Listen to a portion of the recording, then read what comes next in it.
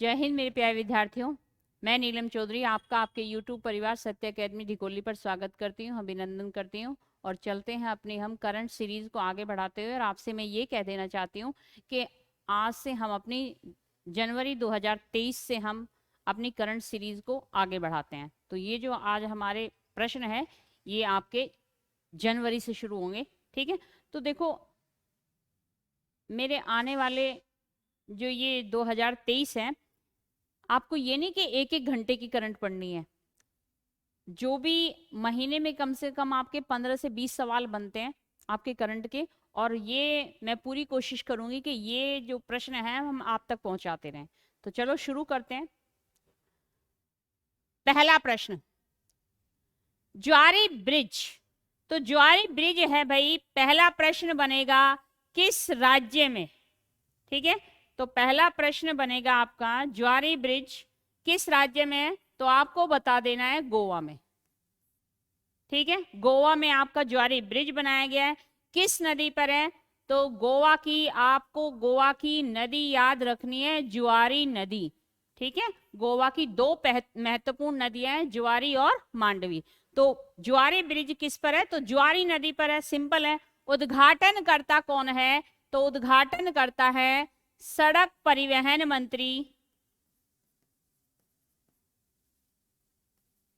मंत्री नितिन गडकरी। नितिन गडकरी ने इसका उद्घाटन किया, ठीक है ना। नितिन गडकरी ने इसका उद्घाटन किया। और ये देखो ये है आपका ज्वारी ब्रिज, ठीक है। तो किस नदी पर है, ज्वारी नदी पर बता देना है। राज्य कौन सा है, तो आपको गोवा पर ये बता देना है। नेक्स्ट बढ़ते हैं, विशेषता क्या है। तो विशेषता में याद रखना, भारत का, देश का दूसरे नंबर का सबसे लंबा और चौड़ा केबल स्टे ब्रिज है भाई, केबल स्टे ब्रिज, ठीक है। अगर पहले की बात करोगे तो पहला आपका होगा, पहला है आपका कौन सा, तो पहला भी याद रख लेना, बांद्रा वर्ली में है, बांद्रा वर्ली सी लिंक, ठीक है, सी लिंक। तो पहले नंबर पर आपका कौन सा है, बांद्रा वर्ली सी लिंक। और दूसरा, देश का सबसे दूसरा लंबा चौड़ा केबल स्टे ब्रिज, ठीक है। एक बार हम आपको फिर दिखाते हैं, ये देखो ये केबल स्टे ब्रिज है आपका ज्वारी ब्रिज, ठीक है। तो ज्वारी ब्रिज से याद रखना भाई किस नदी पर है, ज्वारी नदी पर। किस राज्य में, गोवा में। नेक्स्ट चलते हैं, प्रज्वला चैलेंज। तो प्रश्न पूछा जाएगा, प्रज्वला चैलेंज किस मंत्रालय ने शुरू किया, ठीक है। तो आप क्या कहोगे, ग्रामीण विकास मंत्रालय ने, ठीक है ना, ग्रामीण विकास मंत्रालय ने इसको शुरू किया। तो उद्देश्य क्या है, प्रज्वला चैलेंज को शुरू करने का उद्देश्य क्या है, तो उद्देश्य आपको बताना है कि गांवों की अर्थव्यवस्था को बदलने के लिए, अर्थव्यवस्था को बदलने के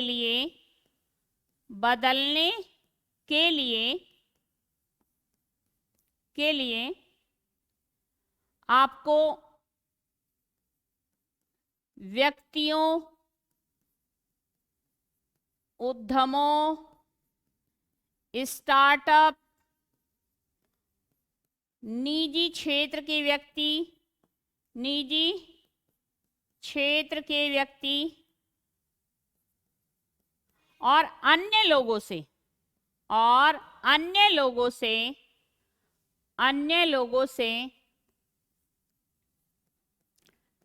से विचार आमंत्रित किए जाएंगे, विचार आमंत्रित किए जाएंगे। तो उद्देश्य में आपको यह बताना है कि जो गांवों की अर्थव्यवस्था को बदलने के लिए विभिन्न व्यक्तियों, जो आपके उद्यमी, स्टार्टअप है, निजी क्षेत्र के व्यक्ति हैं, अन्य लोगों से विचार आमंत्रित किए जाएंगे। और भाई शीर्ष 5 विचारों को, शेष 5 विचारों को याद रखना भाई। टॉप 5 विचारों को क्या किया जाएगा, पुरस्कार दिया जाएगा। और पुरस्कार में क्या है आपका, तो 2 लाख रुपए की धनराशि दी जाएगी भाई। ठीक है, धनराशि शेष 5 विचारों को। ठीक है, और विचार आमंत्रित करने की अंतिम तिथि, अगर वो पूछ रहा है कि अंतिम तिथि कौन सी है, तो आपको ये भी याद रखनी है, तो वो है आपकी 31 जनवरी 2023।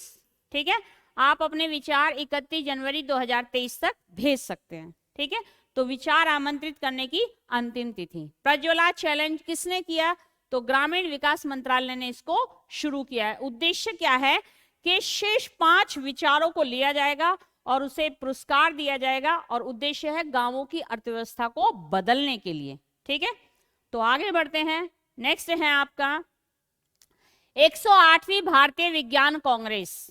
ठीक है, तो 108वीं भारतीय विज्ञान कांग्रेस का आयोजन स्थल, ठीक है, तो आयोजन स्थल कहाँ हुआ, तो आप कहोगे कहां पर हुआ भाई, तो गुजरात में। ठीक है, गुजरात में हुआ। और गुजरात में कहां पे, तो आपको बता देना है तुकडोजी, आपको बता देना है राष्ट्र संत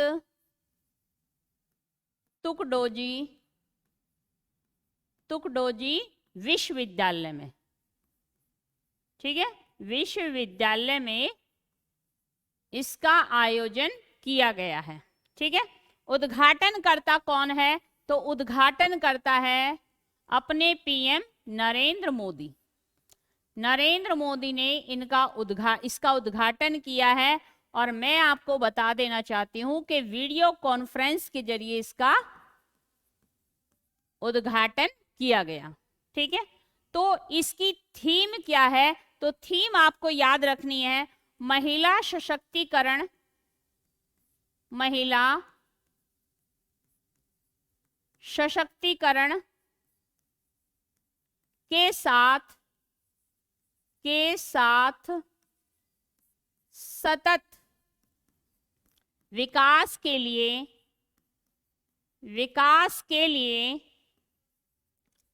लिए विज्ञान और प्रौद्योगिकी,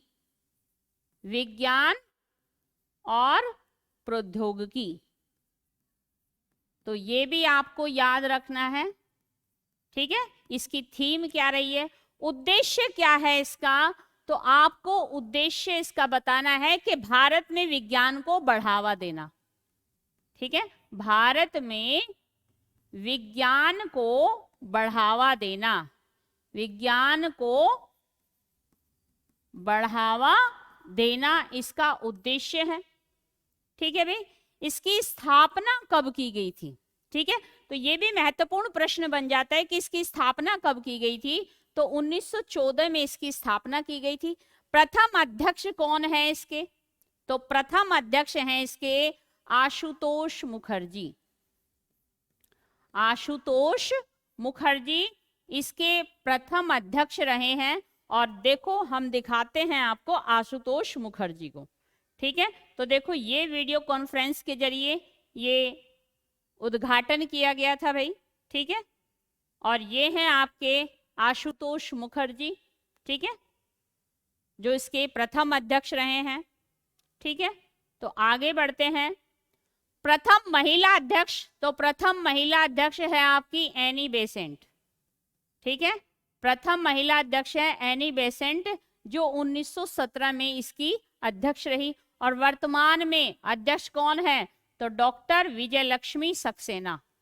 ठीक है, विजय लक्ष्मी सक्सेना। ठीक है, तो आइए हम आपको दिखाते हैं एनी बेसेंट। ठीक है, तो ये देखो, ये है आपकी एनी बेसेंट जो प्रथम महिला अध्यक्ष रही, और ये है आपकी जो वर्तमान में अध्यक्ष हैं, तो वो कौन है आपकी डॉक्टर विजय लक्ष्मी सक्सेना। ठीक है, तो आगे बढ़ते हैं भाई। अपने प्रश्न की ओर।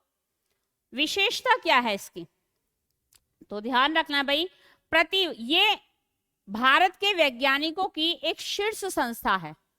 भारत के वैज्ञानिकों की एक भाई शीर्ष संस्था है, शीर्ष संस्था, ठीक है। और प्रत्येक वर्ष, तो आप इसमें यह भी बता सकते हो कि प्रति वर्ष भाई जनवरी के प्रथम सप्ताह में इसका आयोजन किया जाता है, ठीक है। प्रतिवर्ष जनवरी के प्रथम सप्ताह में इसका आयोजन किया जाता है, ठीक है। तो आपको इस 108वीं भारतीय विज्ञान कांग्रेस का जो आयोजन हुआ तो वो याद रखना है, गुजरात में हुआ, ठीक है। तो इससे इतने महत्वपूर्ण प्रश्न आपके बनते हैं, ठीक है। तो ध्यान रखना, आपको ऑब्जेक्टिव टाइप प्रश्न याद नहीं करने कि खाली एक प्रश्न आया और उसका आंसर हमने याद कर लिया, नहीं, आपको बहुत सारी चीजें याद रखनी है, ठीक है। आप इस तरह याद करोगे आपके बहुत सारे प्रश्न क्लियर होंगे, ठीक है। तो आगे बढ़ते हैं हम अपने नेक्स्ट प्रश्न की ओर। तो ये है मिशन 929, ठीक है। तो भाई मिशन 929 है क्या, ये किस राज्य में इसको किया गया, तो ये किया गया आपको त्रिपुरा में। आपको बता देना है त्रिपुरा में। लॉन्च करता कौन है, तो भारत के चुनाव आयोग ने इसको लॉन्च किया है, ठीक है।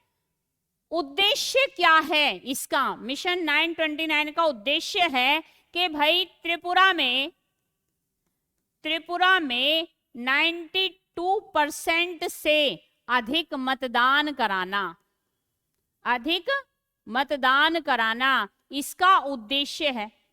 अधिक मतदान मतलब बहुत सारी चीजों का ध्यान रखा जाएगा, जैसे बहुत सारे दिव्यांग है वो वोट डालने नहीं जा पाते तो उनके लिए व्हील चेयर वगैरह, तो मतलब बहुत सारी चीजों का ध्यान रखा जाएगा और 92% से अधिक मतदान कराए जाने का इसका उद्देश्य रखा गया है। अब आपको एक प्रश्न और याद रखना है, चुनाव आयोग से आप ये याद रख सकते हो कि भाई इसकी स्थापना कब की गई थी। चुनाव आयोग की स्थापना तो आपको बता देना है 25 जनवरी 1950 में चुनाव आयोग की स्थापना की गई थी। और 25 जनवरी को ही आपका क्या मनाया जाता है, तो मतदाता दिवस भी मनाया जाता है 25 जनवरी को, ठीक है। आगे बढ़ते हैं और देखो हम आपको क्या दिखाते हैं, ये है, ठीक है, ये है निर्वाचन आयोग, ठीक है। इसका हेडक्वार्टर कहाँ है, दिल्ली में है, आपको पता होना चाहिए। और ये है हमारे 25वें कौन, चुनाव आयुक्त, ठीक है, चुनाव आयुक्त, ठीक है। 25वें नंबर के हैं भाई, कौन है, तो आपको बता देना है राजीव कुमार, ठीक है। तो ये भी आपका प्रश्न महत्वपूर्ण बन जाता है, ठीक है। चलते हैं अब हम अपने नए प्रश्न की ओर। नेक्स्ट है G20, ठीक है। तो G20 भाई नेक्स्ट प्रश्न चलते हैं, ये G20 है क्या, तो G20 आपको बता देना है विश्व की 20 प्रमुख अर्थव्यवस्थाओं का एक ग्रुप है, ठीक है। तो 20 प्रमुख अर्थव्यवस्थाओं का एक ग्रुप है, इसी को कहा जाता है G20। तो स्थापना वर्ष, ये भी महत्वपूर्ण प्रश्न बन जाता है कि G20 की स्थापना कब हुई थी, तो आपको बता देना है 1999 में, ठीक है। 1999 में इसकी स्थापना हुई थी एशियाई संकट के बाद, ठीक है ना, एशियाई संकट के बाद इसकी स्थापना हुई थी भाई, ठीक है। और सदस्य देश तो आपको बताने हैं, इसमें 20 सदस्य देश शामिल हैं। वर्तमान में अध्यक्ष, तो ये बड़ा इंपॉर्टेंट प्रश्न बन जाता है, ठीक है, बड़ा ही महत्वपूर्ण प्रश्न बन जाता है क्योंकि भारत को पहली बार इसकी अध्यक्षता करने का मौका मिल गया, ठीक है। तो भारत इसकी अध्यक्षता करेगा, ठीक है। थीम क्या है इसकी, तो थीम है इसकी एक पृथ्वी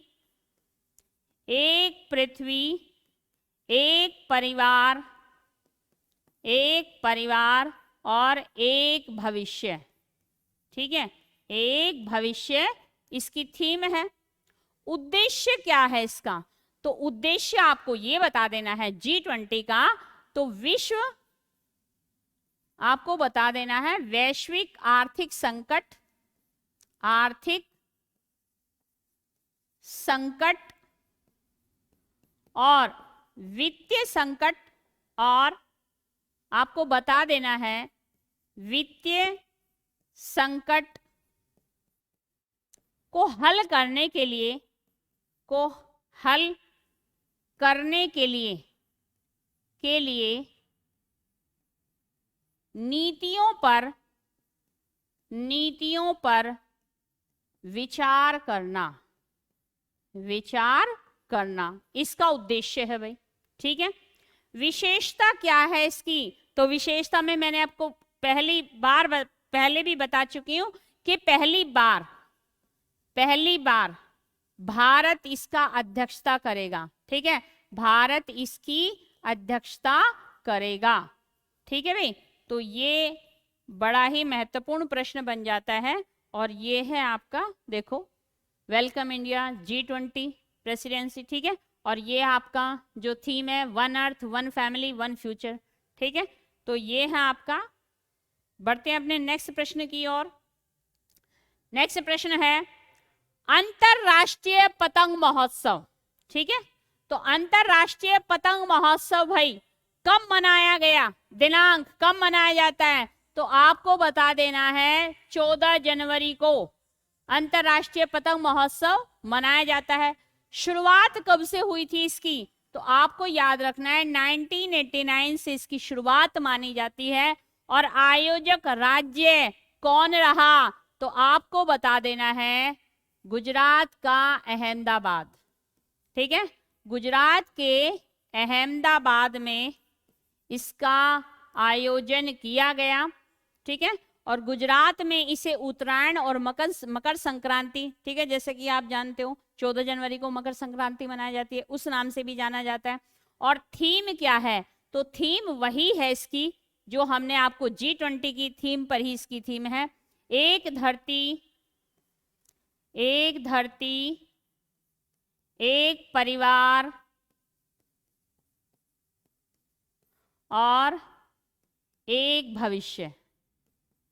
तो G20 की थीम पर ही इसकी भी थीम है भाई। ठीक है, विशेषता क्या है अंतरराष्ट्रीय पतंग महोत्सव की, तो आपको ये ध्यान रखना है भारत के राज्यों के साथ साथ अन्य राज्य, मतलब भारत के राज्य तो इसमें भाग लेते ही हैं, तो 68 देशों के, अब की बार 68 देशों के, ध्यान रखना 125 पतंगबाजों ने, ठीक है, पतंगबाजों ने इसमें हिस्सा लिया था। ठीक है, और काफी मौज मस्ती के लिए मनाया जाता है और पर्यटकों को के लिए भी ये बहुत ही क्या होता है, आकर्षक का केंद्र बन जाता है। ठीक है, तो ये देखो भाई इंटरनेशनल काइट फेस्टिवल।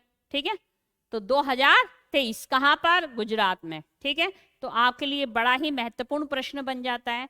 नेक्स्ट चलते हैं हम अपने प्रश्न की ओर, गंगा सागर मेला। ठीक है, तो गंगा सागर मेला बड़ा ही महत्वपूर्ण है भाई। आयोजन तिथि, तो इस मेले का आयोजन 8 जनवरी से ये शुरू हो जाता है और 16 जनवरी तक ये मेला लगता है भाई।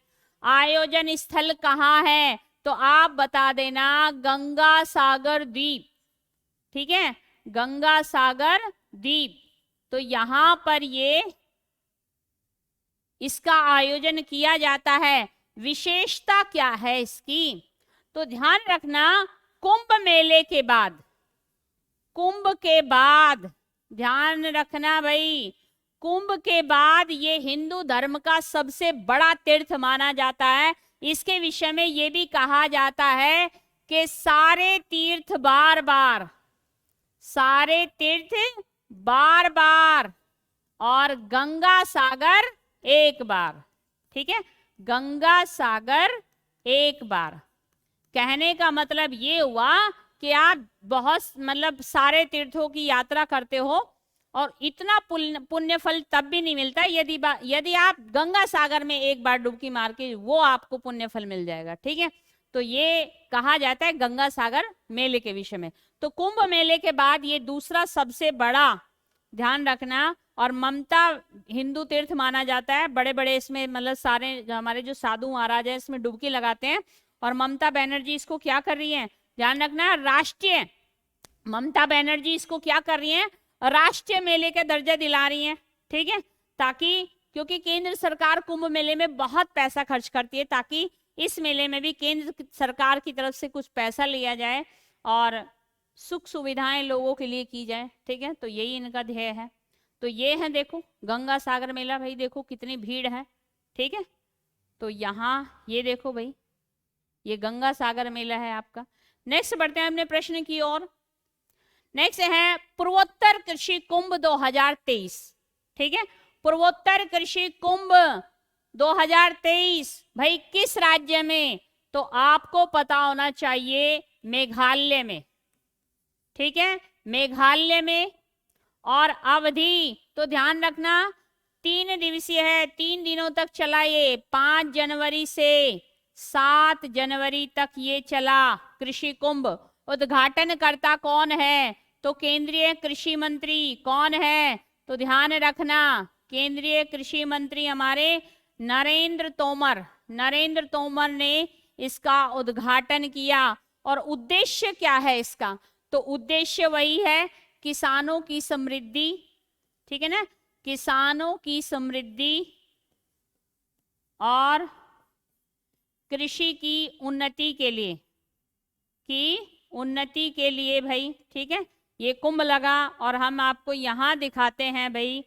तो ये है आपका मेघालय, पूर्वोत्तर भारत। और नरेंद्र तोमर ने अपने भाषण में ये भी कहा था कि पूर्वोत्तर भारत जो है, पूर्वोत्तर जो है वो भारत का क्या है, स्वर्ग है। ठीक है, और ये आपका मेघालय है। और मेघालय में आपको पता भी होना चाहिए गारो खासी जयंतिया पहाड़ियां भी हैं। ठीक है, और ये हमारे नरेंद्र सिंह तोमर, ठीक है, केंद्रीय कृषि मंत्री। तो चलते हैं अपने नेक्स्ट प्रश्न की ओर। देश का प्रथम संवैधानिक पार्क। ठीक है, तो देश का प्रथम संविधान पार्क कहां पर, तो आपको बता देना है किस राज्य में, तो राजस्थान। ठीक है भाई, कहां पर, तो आपको बता देना है राजस्थान में, राजस्थान के जयपुर, जयपुर के राजभवन में। ठीक है ना, राजभवन में इसको बनाया गया है। उद्घाटनकर्ता कौन है, तो हमारी राष्ट्रपति कौन, द्रौपदी मुर्मू। ठीक है, द्रौपदी मुर्मू ने इसका उद्घाटन किया है। उद्देश्य क्या है, उद्देश्य बता देना कि नई पीढ़ी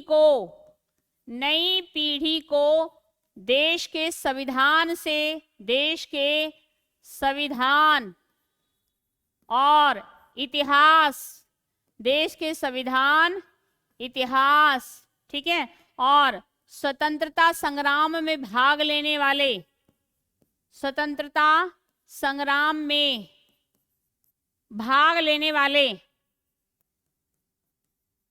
वाले महान विभूतियों से अवगत कराना, वहां महान विभूतियों से अवगत कराना है इसका उद्देश्य भाई। ठीक है, और विशेषता क्या है इसकी, संविधान पार्क की, तो संविधान पार्क की विशेषता तो ध्यान रखना भाई, नालंदा विश्वविद्यालय को भी इसमें दिखाया गया है, विश्वविद्यालय को। ठीक है, और साथ में अकबर के दरबार को भी, बहुत खूबसूरत है, अभी हम आपको दिखाते हैं, अकबर के दरबार को भी इसमें दिखाया गया है, और रानी लक्ष्मीबाई को भी। ठीक है ना, लक्ष्मीबाई को। तो देखो भाई बहुत खूबसूरत है, आपको हम ये दिखाते हैं और आपको देख के आना चाहिए। देखो ये रहा, राष्ट्रपति द्रौपदी मुर्मू ने इसका उद्घाटन किया है। ठीक है, ये देखो हमारी संविधान सभा के लोग संविधान को लिखते हुए दिखाई दे रहे हैं, देखो कितना खूबसूरत दृश्य है। और ये हमारी संविधान सभा है। ठीक है, हमने आप, ठीक है, संविधान सभा नेक्स्ट है, और ये हमारी संविधान सभा के लोग, और ये बीच में आपके बैठे हैं B.R. अम्बेडकर। ठीक है, और यहाँ पर ये रहे ज्योतिबा फुले, ठीक है, चाचा नेहरू, और ये आपके, ठीक है भाई, तो ये सरदार वल्लभ भाई पटेल प्रतिमाएं दिखाई जा रही हैं। ये रहे आपके चाचा नेहरू बात करते हुए, ठीक है। नेक्स्ट है देखो हमारा, ठीक है ना, राष्ट्र प्रतीक जो सारनाथ से लिया गया है, ठीक है भाई। और ये देखो ये हमारी संविधान की किताब, कितनी खूबसूरती से इसको दर्शाया गया है। तो नई पीढ़ी को कहीं ना कहीं हमारे संविधान से और हमारे जो इतिहास हैं और जिन लोगों ने स्वतंत्रता संग्राम में भाग लिया उनसे अवगत कराना है। और ये हमारे राष्ट्रपिता महात्मा गांधी, ठीक है। और ये महाराणा प्रताप, ठीक है। तो बहुत अच्छा पार्क है, घूम के आना और हम भी घूम के आएंगे भाई, ठीक है। तो अब ये सीरीज आपकी, आशा करते हैं आपको सभी प्रश्न अच्छे लगे होंगे, महत्वपूर्ण प्रश्न है। तो वीडियो अच्छी लगी है तो लाइक कीजिए, सब्सक्राइब कीजिए। फिर मिलते हैं नेक्स्ट सीरीज के साथ।